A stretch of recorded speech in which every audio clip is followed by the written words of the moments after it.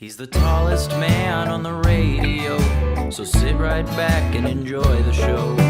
Flying through the air like a ballistic missile. Here's your host, Ben Kissel. Hey, what's up, everyone? How you doing? I'm Ben Kissel. Welcome to the Ben Kissel channel. That's right. That's Kyle Ploof. Hey, that's correct as well. Check Kyle Ploof out on the Death and Entertainment podcast. Yeah. Everybody's dying. Also, the other show right here on the Ben Kissel channel. We have a bunch of stuff to get to. January 6, 2021. Where were you when they tried to take down the American Capitol? Oh, boy. We have a lot to get to. There's a superseding indictment coming down on Donald Trump's head from special counsel Jack Smith. Jack Smith looked at what the Supreme Court said and said, okay, well, that's fine. We'll whittle down 9 pages of our multiple-page indictment, and we will charge him once again with the January 6th riot. So we'll talk about that. Also, the first rioter has officially been sentenced. Oh, wow. So, yeah, or I'm sorry, not the first rioter. The first person to enter the Capitol has officially been sentenced. So I guess he is the first rioter. He was the one. He was the. He's the GOAT, I guess, of January 6th. So we'll talk about that, and we'll talk about RFK Jr. Well, I guess we can just talk about that right now. He's officially out of the race. He has endorsed Donald Trump. Yep. And he and Tulsi Gabbard as well. Tulsi, she used to be a Democrat, and now she's officially one of the heads of the Trump campaign, along with RFK Jr. Many of the Kennedys are super sad that their ladybug-loving brother is now officially a Trumper. I didn't realize Tulsi was actually endorsing Trump, too. Oh, yeah, she loves him now. She's real bitter with the Democratic Party after the way they treated her in 2015 when she was running for president. Right. She's still quite upset about that. So there's so much to get to. But let's start with some state stuff. Oh, my dog Jerry's freaking out. He's getting excited for state news. Uh-oh. And we're going to start with a positive story. Okay. You want to hear a positive news story? Let's do it. And this is a political story. Wow. And it comes from the governor of New York State, who I'm not a fan of, Kathy Hochul. But this is incredible. I know. I'm the only one who covers any positive news. Yeah. Isn't that amazing? Well, it doesn't seem like there's a lot of positive news out there in the political world, other than when, like, a dog becomes mayor. Oh, that is cute. We have an AI story coming up in a second. Oh, very nice. Yeah, it's kind of revolving around weird mayors. Positive news story. If you are a brewer in the state of New York, you can officially sell direct to consumer. Oh, very nice. Before this, you could not do that. New York breweries and distilleries, they are cheering a brand new law that allows them to directly ship alcohol to consumers. Oh, shipping. You can ship it now. Okay, yeah. Which is phenomenal. If anyone's ever watched the documentary Beer Wars, which is fucking amazing, it's almost impossible. The large companies, they own the shipping. They are the ones who are allowed to go across state lines. They got all the legislative bodies behind them. So if you are a small microbrewery, you are fighting for 1% of that truck that is already filled up with Anheuser-Busch, Coors, and everything else. Yeah, it's brutal. They have the monopoly that is just taking every tiny guy down. So as someone who loves and supports small businesses and someone who really appreciates people who like small, distilled, good, hoppy beers. Nice little IPA. I'm not one of those guys. I'm that guy. You like your IPAs. Yep. I just, if I'm going to drink any alcohol at all, you know me, I just keep it light. I don't give a crap. Right. But there's a lot of people who really enjoy a nice, fancy sifter. And they say, I'm not an alcoholic. I'm a sifter. My glass is round. My glass is round, and look at it. It's almost solid. Yeah. The beer is almost a solid. There's only 4 ounces in here. So, this is according to founder of Do Good Spirits, Brian Fakout. Ooh. That's his last name. Ooh, it's close. He says, don't get me coughing. He says, what direct-to-consumer shipping is at the heart of its, basically he's talking about how it's good for parity. Sure. That's what he says in a very Brian Fakout kind of way. So he says, it's just crazy that half of the manufacturers were doing what the other half couldn't. Of course, those were the microbrews that were not allowed to ship directly to consumer as other people and other companies could. So the bill was signed by Governor Kathy Hochul on Sunday. She slipped off to the Democratic National Convention in Chicago shortly thereafter. The weird thing about it is she did it like super quiet. Like she was doing something a little bit naughty. In the middle of the night. It was like in the middle of the night, and she's like, yes, I'll do something for these booze-loving, disgusting morons. If I was her, this would be front page news. I'd be like, look what I just did. Yeah. You can now officially ship your, Chocolate muffin stout. your chocolate muffin stout that you made in your shoe. Yeah. You can ship it to Steve now. Right, perfect. So I thought that was something that was good when it comes to legislation that rarely frees people up, because usually it handcuffs you. Ooh. This is what Fakat doesn't think it's going to do. He says, I don't know if it's going to be a windfall for mom and pop booze purveyors, but he does think it's going to help be a big step forward, generating enough sales to those liquor stores and things like that. Mm-hmm. He says they don't just have market access, and without market access, you can't be on the shelves. So now you don't need to have that market access. You don't got to be in the Russian liquor store, the one right by my house on Metropolitan Avenue. Don't get them talking about Putin. Nostrovia. Holy hell, the liquor store when I was in Brooklyn, those guys hated Putin. I think they were going to be killed by him if they went back. Yeah. Yeah, I was talking to them about him one day, and they were like, no, we had to run. We ran. And they ran right to vodka. There you go. Oh, my God. Those guys could slam the vodka down. They were drunk all the time. Oh, big time. I had a 60-year-old woman living underneath me that was drinking vodka all the time. Right under you. Yes. Well, and that's something. So the bill was sponsored by State Senator Jim Skoufis. He's a Democrat, and Assemblywoman Donna Lupardo, who is also a Democrat. So rarely do we see Democrats, especially in a state like New York, really coming out working for the small man. Yeah, hey, we'll and take it. woman. Yeah. Absolutely. I wonder if they can ship out of state now.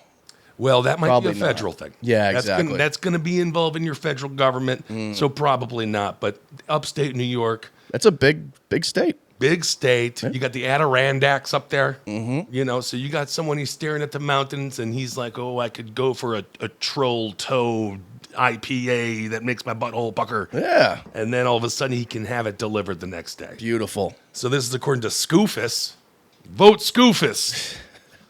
Fucking these names on these assholes. I know. This is a good story for names here. Anyway, he says the new law will provide an enormous boost to hundreds of craft beverage producers and the farmers who support them, all while providing a safe, convenient medium for adult consumers to responsibly drink their favorite bevy. Wow. So Putting the booze and boosting sales. Absolutely. So I don't know. I share the good news if I see it. There you go. And that was one of the rare times a policy was signed, especially by old Hochul there. I don't know what's going on in the state of New York. The Empire State. Yeah. Isn't that interesting? And let's stick with state politics. All right. So you mentioned how, a dog could be mayor. A dog could be mayor. And if a dog can be mayor, cannot a robot? Hey. No. There was a fella. He was running for mayor in Cheyenne, Wyoming. His name was Victor Miller. And Victor Miller said, if I'm elected, I'm not going to do shit. I'm going to let the AI algorithm run the whole show. We'll let this sex doll handle everything. Why not? Yeah. Why not? And if you're really mad, you can do some panel with it. Right. So I am not even necessarily totally against this. Yeah. I think it's kind of the way the future is going. Many people say we're not even arguing about free will. We're not even arguing about free choice anymore. We're arguing about free will. Yeah. Will we have it? Elon Musk, the man behind X and SpaceX, who, by the way, are about to save those people who are stuck in space because Boeing fucked up again. Oh, my God. What a bunch of morons. Yeah, Boeing left them out to die. They're literally going to be, they were supposed to be there for like a day and a half. Yeah. They've been there for months. Yeah. Oh, that's so scary. Bit of a non sequitur. Like, we trust in Boeing to take us back home. Now SpaceX is going to have to go pick them up in one of their little cars or something. But Elon Musk was talking about future elections not being between people, but again, between algorithms. And we're starting to see that unfurl right in front of our eyes. Nonetheless, Victor Miller's campaign didn't get a lot of traction. He is now out of the primary. The unofficial vote count was over 300 votes, failing to meet the general. Miller said he more or less expected this outcome. He says real voters out there and concerned citizens who thought that this would not only be viable, but the correct path, were glad to have had it as a choice. So it's beginning now. Candidates who are like, I'm going to take a step back. We're going to let bloviating Barry, my new computer system, we're going to let him control the show and see if he can't fuck it up any less. Yeah. I think he had right time, wrong place, because those people out in Cheyenne aren't going to be like, we're going to vote for robots. If this was like New York City, maybe LA, maybe get a little bit more traction. I've been out to Cheyenne, my friend. Oh. They've got a Walmart. Okay. They've got stuff. Yeah. It's your bigger city there in Wyoming. Mm-hmm. If it's going to work in Wyoming, Cheyenne's the place to be. Okay. You do have your hippie overflow coming in from Colorado. A lot of people who like the weed, who like the good times, but maybe they don't like the city life. Sure. They're going over to places like Cheyenne. Yeah. It's freezing cold. It's miserable. So he gave it a working man's shot. Sure. But yeah, you're right. You think more Silicon Valley, something like that. Yeah. Yeah. Yeah, that's a solid point. But that's what we're talking about. It's coming for rural Americans now as well. Yeah. I was speaking with someone who does graphic design yesterday, and I was like, how's the jobs going? And he said they don't exist anymore. Ooh. Because, of course, the algorithms have taken over those as well. You know, you don't even have to hire anyone to do your drawings. And I was talking to another buddy of mine who writes a bunch of Hallmark movies, and now he doesn't even write movies anymore. He just edits scripts that are printed out by AI. Oh, my God. I mean, those movies are pretty much the same thing over and over anyway. They are. Girl goes back home. Gets gaped out by a farmer boy who she didn't think was attractive enough back in the day. Yeah. And then she goes and talks to her lawyer friend or her lawyer fiance who's actually really nice to her. But she's like, there's just something about getting gaped out by this guy who's a farm. He's a pig fucker over here on the farm. And you know what? I don't want to live this city life anymore, Barry. Get the fuck out of here. And then it's just Christmas time. And of course. Yeah. Why wouldn't it? Or Thanksgiving. Getting gaped at Christmas. Gaped for Christmas. Coming to Lifetime and Hallmark. What's under the tree? It's her prolapsed asshole. All right. Well, let's keep it clean here. So Miller refers to himself as the first nationally bound delegate. He defines that as a public servant who, quote, would be committed to deferring 100% of their decision-making to AI systems, serving as the necessary human interface in our current legal and social framework. But it was not to be, at the very least, not yet. Yeah. We were talking about this guy, I think, when this first started happening. And he was just saying he was the meat body. He's the meat body. Yeah. That's it. So did the meat body lose or did the AI lose? Well, that's kind of nice. He can blame the AI, can't he? Yeah. So there's some poor AI getting spanked in the basement tonight, baby. You didn't do a good enough job, AI. Damn. Yes, indeed. In a press release from the Rational Governing Alliance, this is a group currently seeking to, quote, create a framework where AI can take on the full responsibility of decision-making in public office, with humans serving as the legal and physical intermediaries. Again, that's the Rational Governing Alliance. Maybe we'll hear more about that in the future. Wow. They have come out and said the time has come to move beyond the constraints of human bias and self-interest in public office. Wow. And this might be a shocker coming from me because you know I'm not a big fan of these machines. Ukraine's currently using robot dogs as mine hunters. Oh, those things are crazy. Yeah, I mean, it's nuts. Yeah. And everyone's like, oh, drones are so fun. They're like better than fireworks. They can make dragons in the sky. Yeah. They'll shoot your fucking head through a goddamn window. Ask that guy in Iran. Yeah. I'm getting nervous. My own city, Boston, the Boston Dynamics, they're making literal Terminators. Yeah, no, it's fun. Yeah. And they're just like, but they're funny. Yeah, they can walk and they can jump over fucking buildings. It's like, oh my God. And don't worry, we've been beating the shit out of them for 20 years, so they're real pissed. All those videos with those stupid Boston guys, I know technically very smart, but they got this is still Boston. Yeah, So they got their hockey sticks. Smartest They're the ones that are beating the dumb. shit out of it. Yeah. They're like, look at it, it stopped falling over. Yeah, they're punching them in the stomach with it. Yeah. Maybe that's not how we want to introduce it to the fucking world. Right. Good grief. Yeah. So the alliance continues in a press release. They say, and again, this is the Rational Governing Alliance. This is a group that wants the framework of government to be run through AI. They say, we stand at the threshold of a governance revolution, one that promises decision based on data and logic rather than political expediency, where the interests of all citizens are equally considered. When you say it like that, it's kind of nice. Yeah, it does sound nice, but it'll never happen. Or will it? Yeah. Or will it? I mean, who's running the government right now? Meat bodies, Meat bodies. reptiles. Well, perhaps. I'm at this point again. Come down here, reptilians. Please. Fix us. My lord. Anything that's a human hybrid. I'm currently playing this game, Black Myth Wutong. You saw me try to play it the other day. Yeah. Way too hard. That sucks. But it's beautiful. Right. And I'm really trying to get good at it. But I'm a human hybrid. I'm a half monkey, half human. So I got a tail. There you go. Which is kind of fun. Nice. All right, well, let's move on to another state. This is a big state. Everything's bigger in Texas. Just look below the belts, my friends. Ooh. Including them purging of the voter rolls. So this is in Texas. They have purged 1 million voters from the voter roll.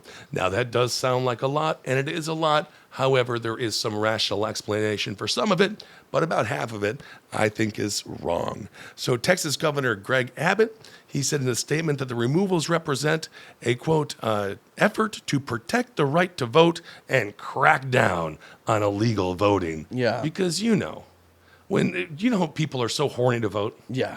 Everyone loves voting so much. When I Get think their of- sticker. Oh, you get your sticker, and then it's like, yeah, fuck, I could go out there and I could rob a bank, I could stab somebody, I could do a lot of crimes, but the crime that I'm really addicted to is just voting for local offices. Yeah. I can't get enough. As other people. Indeed. So he says these reforms have led to the removal of over 1 million ineligible people from our voter rolls over the last 3 years. Now, they include deceased voters. That's what I was going to say. I got deceased. Yeah, if you're deceased, okay, you're off the rolls. It doesn't matter. You don't need to vote anymore, right? So you're gone. Recent criminals. Yes, we have some recent criminals, and then you have some non-citizens. So illegal voting in the state of Texas, he says, will never be tolerated. We will continue to activate Safeguard Texans' sacred right to vote while aggressively protecting our elections from illegal voting. So nearly 7,000 were non-citizens or had registered illegally, which is bizarre, and about 6,000 were convicted felons. But now this is where it gets murky to me. 463,000 were on the suspense list. So what does that mean if you were suspended from voting in the state of Texas? Suspenseful. Yeah, it's the thriller list. Don't worry. It was the man the whole time. So if you were on the suspense list, that basically means the state of Texas emailed you something and you didn't fill it out. And because, who died? Like if I see something where it's like state of California urgent, I'm like, isn't that funny? I didn't see that. Yeah. It's so weird. It's just ended up in the trash. Right. I can't believe it. So because you did not respond to a state letter, you are now off the voter rolls. So I disagree with that. That's odd. It is odd. And that's almost half of the million people. So the removal effort is a part of a sweeping package of voter restrictions. And of course, the people that they're targeting, Governor Abbott knows if you're someone who is a non-citizen, perhaps, you're probably not going to support them.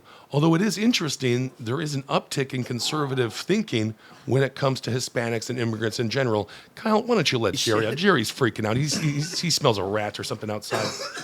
Goodbye, Jerry. He was begging to come in the whole time to the show. And then as soon as he gets in here, he just freaks out like that. My little dog, Jerry. He's a cutie pie, but what a boy. What a boy. So he goes on to say, when it comes to this legislation, that it's easier to vote and it's harder to cheat. Again, is that when it comes to voter cheating, I believe it's a bit of a myth. Yeah. I don't think people really go out and cheat that much when it comes to voting because it's not like a fun thing to do. Well, let's say you're an illegal citizen. How do you even get on the voter roll? Like, you're allowed to get a driver's license now, and You then can you get your can. driver's license, you can pay taxes. Just because you're not a technical citizen doesn't mean you're not contributing to the society. And of course, if you are someone who is a non-citizen, I kind of want you on the voter rolls. It makes you invested in what's going on. Right. You know, these aren't all members of M13. Is that the name of the game? MS. Yeah. MS-13, the Yeah. one that Tekashi, what was the one that Tekashi 6ix9ine screwed over? I think that's them. Oh, God. Yeah. I can't believe he's still alive. He ratted on so many people. He's out in public walking around. It's very bizarre. Yeah. So, again, when it comes to people not being allowed to vote or having their voting rights purged, it's a constitutional right. And if we protected it the way that people in Texas want to protect the love of the AR-15, I think we would be in a much better position as a country today. So Texas, along with mostly Republican-controlled states, passed a raft of new voting restrictions after President Biden beat Donald Trump in 2020. That saw a 50-year record turnout and, of course, a surge in mail-in ballots and early ballots, which began to be cast very, very soon here in September. Yeah. So this election cycle, we're about 70 days or so out, but it is coming at us fast. So it's that close. I mean, are we even going to get debates, or are those just dead now? Well, there's going to be a debate September 10th, apparently. Okay. And that's going to be, I think that's CNN. Donnie is like, I don't know if I'm going to do it. Maybe I'll do it. Maybe I won't do it. But if there's a debate, he'll do it. And now they're just going over like, will we have the hot mics? Will we not have hot mics? What's craft services going to look like? Are we going to get sandwiches before the debate? Yeah. You know I need my ham sandwich before the debate. So that's what they're talking about now. It's a bunch of fucking dog shit. Yeah. And we'll see if we even glean anything from this debate. It will be heavily watched. Yeah, for sure. And certainly it'll be different than the last one. Yeah. Because that was over as soon as you saw Joe Biden. You're like, this is really weird. Yikes. So we'll see what happens there. Also, Harris and Walz, they are going to give their first sit-down interview with the aforementioned CNN. Oh. That's going to be this week. So hopefully they unfurl some kind of economic plan other than just the wide swaths of imagery and narrative that they presented during the DNC. All right, well then let's move on to federal a little bit. Robert F. Kennedy Jr., he has said that at one point Donald Trump asked him to be his running mate, but I don't know if that's true whatsoever. I don't know. I can't keep up with this guy. Yeah. So now he's officially endorsed Donald Trump. His family is super upset, but again, who gives a shit? And will this help Donnie? Will it hurt Donnie? He's sort of trying to split the baby here, and he doesn't want people to vote in the primary swing states for him, but he's going to try to stay on the ballot in the states where it's guaranteed red or blue, which I don't understand. Just get out or stay in. Yeah. So he's trying to do a thing where if it's California, for example, he wants to stay on the ballot because he's like, well, that's going blue no matter what. So Right. What's the fucking point? Yeah, but why? Like, what's... He just wants to, I don't know, get some... Give me a couple votes. Just you want some, votes. The Kennedys love their fucking votes. Yeah, I guess so. But then in the state like, Wisconsin, he'll say, get me off of that ballot because I don't want to affect, Donald Trump potentially losing.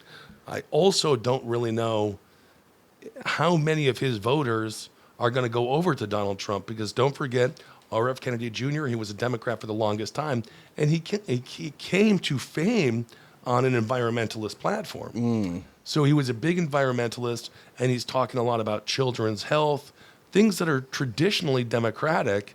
So I think a lot of people that maybe supported him looked at the Democratic Party and were like, I'm just so sick of the way that they run things and vice versa. Yeah. That will go for him. But now he's gone. I don't necessarily think that maybe half of his votes go to Trump, maybe a little bit more than half. Yeah, maybe. But I'm sure there's some people who are blue dog Democrats who supported him that are now just going to go with Harris or not vote at all. Sure, yeah. So I'm not sure if it's the biggest boost for Donald Trump. But again, they brought up this unity government thing, even though it's like he's not polling nearly enough. It makes sense as a move to me because he does have the voice of a fracking representative. He does. Time to get fracked. Yeah. His voice was definitely fracked. Yeah. And again, in the world of politics, it's very bizarre because now Donald Trump loves him. Before that, he called him a leftist lunatic. Oh, boy. And he called him a radical fucking Kennedy. Well, as we've seen with J.D. Vance, it doesn't matter what you say about anybody. No. Never Trump. He's a piece of shit. Guy sucks. Oh, I'm your vice president now? Cool. And then, of course, now he loves him. Yeah. Well, we can move on to it. Let's do that. Let's do a little J.D. Vance story then. So J.D. Vance and Tim Walz, of course, governor of Minnesota, now the running mate for Harris, they've been going at it. And they've been going at it over IVF, which is something the government should have nothing to fucking do with. Yeah. And if you want to use IVF, go for it, whatever it takes. But because of this, J.D. Vance's supporters, they've been wearing interesting necklaces. Did you see this? No.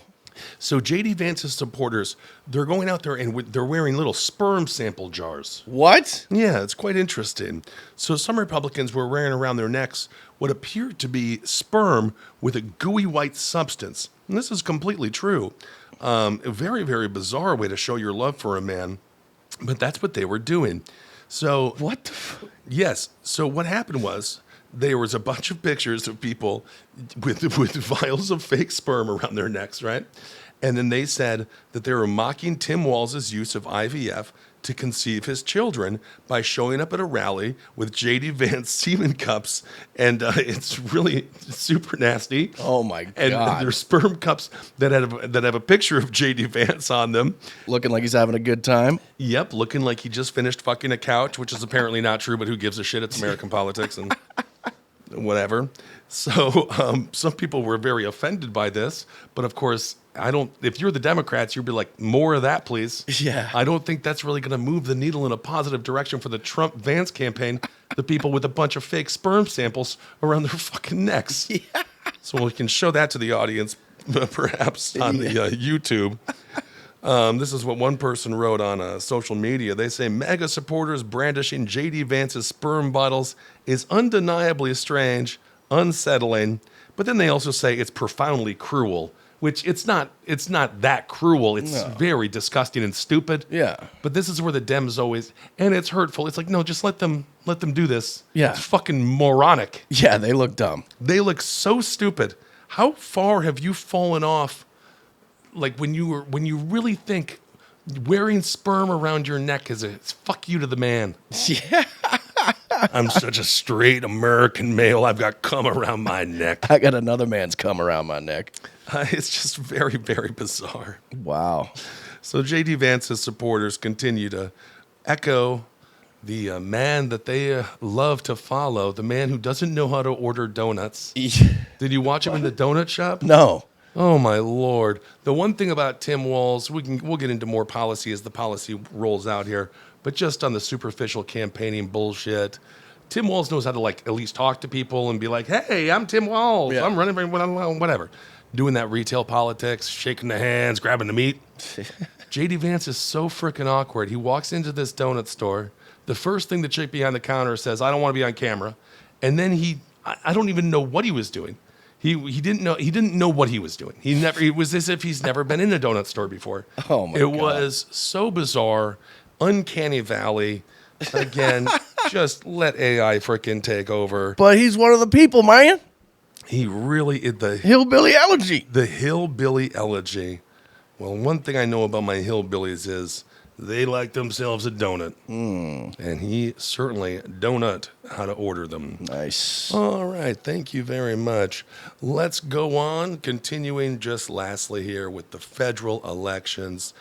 January 6th, there is some conflicting reports on this.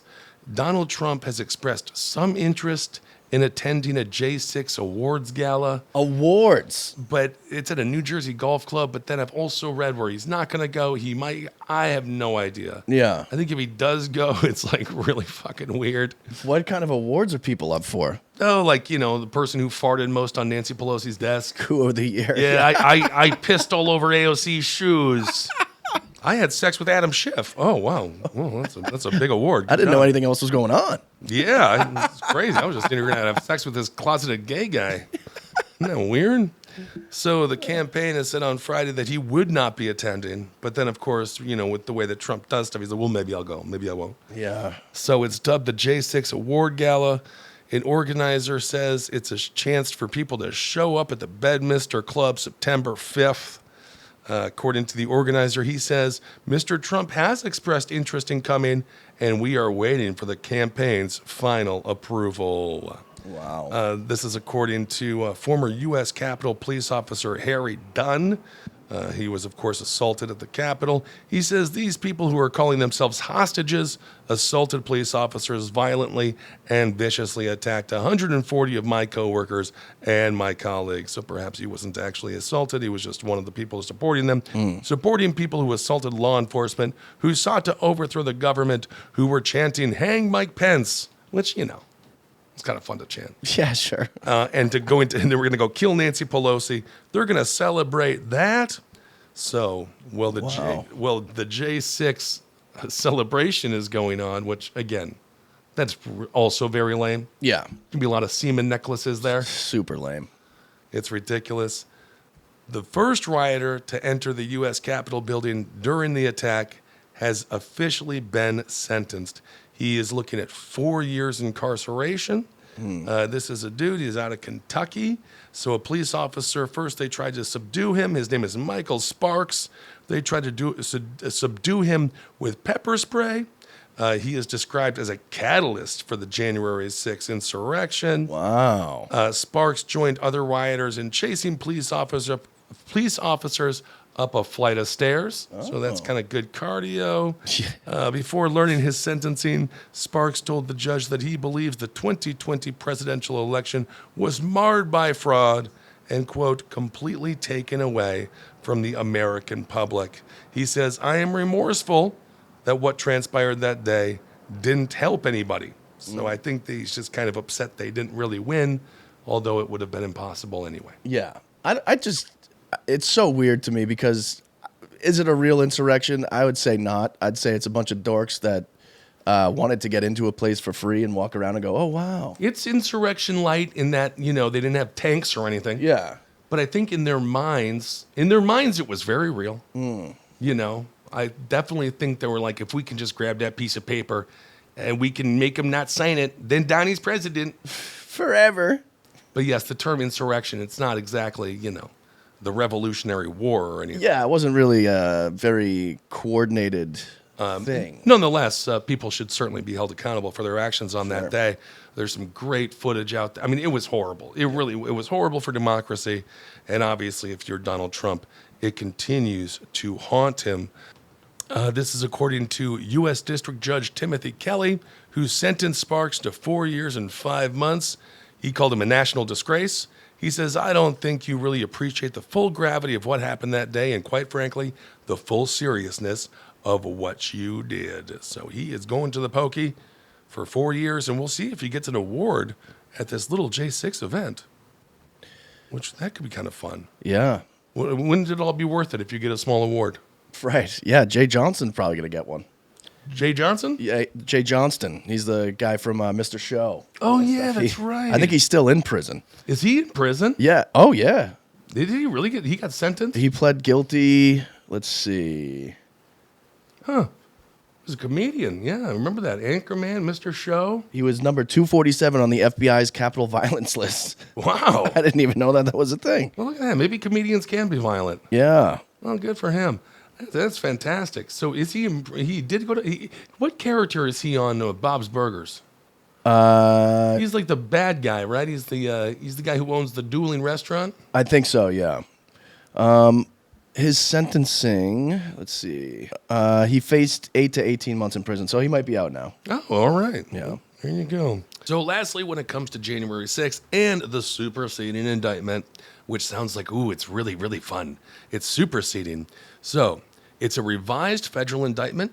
It has been brought again by special counsel. It accuses him, Donald Trump, of illegally trying to overturn the 2020 election. So initially, it was 40-some pages. It is now down to 36 pages because they've taken out the rules in which the Supreme Court said Donald Trump could break, basically. So they're like, okay, if Donald Trump was allowed to break those because of what the Supreme Court said, we'll just take that out. All we have to do is have the benefit of the doubt, basically, that Donald Trump actively tried to overturn during try to overturn the election during January 6th. So the Supreme Court ruled on January 1st that Trump is at least presumptively immune from criminal prosecution for those actions within the confines of the constitutional powers of the president. But U.S. District Judge Tanya Chutkan in Washington has been expected to decide in coming weeks which aspects of the case must be tossed because of what the Supreme Court said. So Trump has pleaded not guilty to those charges, obviously, but Jack Smith still believes that they have a chance to get him on the other things that he did wrong that have nothing to do with him and presidential powers. So the allegations of then President Trump, where he pressured Vice President Pence, things like that, to overturn the election, those are all going to be again, in the 36-page indictment, which is 9 pages shorter than the original. It hinges on key testimony and evidence from witnesses largely outside the federal government, such as former Arizona House Speaker Rusty Bowers. Ooh. Which, if you do that, you're going to want to make sure you're married. The old Rusty Bowers, who the indictment says was pressured by Trump and co-conspirators to call a special session and get rid of some votes that they said were bogus. Ooh. So that just continues to go on and on and on. Of course, if Donald Trump wins, it means nothing. His Justice Department will just get rid of it. And we'll see what happens when it comes to this. It won't take place, I don't think, until 2025 anyway. Oh, wow. So Donald Trump is fighting for his life in many, many ways. Next episode, I want to get more into the shooter, the assassination attempt of Donald Trump, this Thomas Crooks guy. His parents have just hired a very powerful attorney. Oh. It looks like his father, he's a gun enthusiast. Wow. And it looks like his parents have now hired a criminal attorney. So it's possible that the FBI is looking to press them charges perhaps against the folks. Also, there's just a lot of murkiness regarding the response, specifically from the Secret Service. Yeah, if you're not charging the Secret Service, I don't know if you can charge the parents. Yeah, it's very, very bizarre. Oh, and then the last thing, North Korea. Remember their table tennis team? They took a picture with some South Koreans. Oh, they did? Yeah, but then they're it's really bad. Wow. So now the entire North Korean table tennis team, they had to go through a month of reprogramming. They're undergoing a month-long, quote, cleanse from the exposure to contamination in North Korea. So they're probably all just dead. Wow. So that's not good. So, because they were smiling in that picture. So you're not supposed to do that. Yikes. Yikes. Reprogramming now. Oh, my God. Wait until AI takes over. All right, everyone. Well, thank you so much for listening to the greatest political program in the history of programs. Oh! Wow. All right. Talk to you soon. Hail yourselves. Bye.